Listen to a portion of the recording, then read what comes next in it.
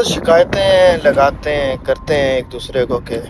اس نے مجھے افطاری پہ نہیں بلایا، اس نے مجھے مہمان نوازی پہ نہیں بلایا، اس نے مجھے کھانے پہ نہیں بلایا، اس نے فلاں کو بلا لیا، فلاں کو بلا لیا، مجھے چھوڑ دیا۔ لیکن کبھی دل سے یہ بھی سوچا ہے کہ 5 وقت جب اذان ہوتی ہے وہ خدا جو تمہیں خود بلاتا ہے، اللہ کی طرف سے ایک بلاوا آتا ہے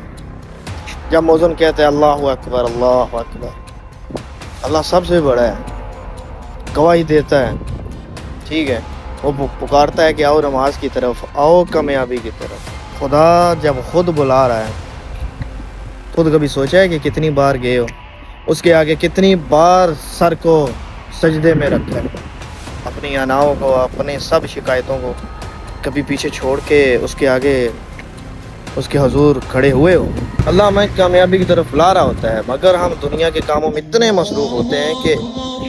اس کی آواز کو سن کر بھی اگنور کر دیتے ہیں۔ پھر ہم کہتے ہیں کہ فلاں نے ہمیں کھانے پر نہیں بلایا۔ ذرا سوچئے، جب اللہ خود ہمیں 5 مرتبہ اپنے گھر میں بلاتا ہے اور ہم پھر بھی نہیں جاتے، تو اصل محرومی کس کی ہے؟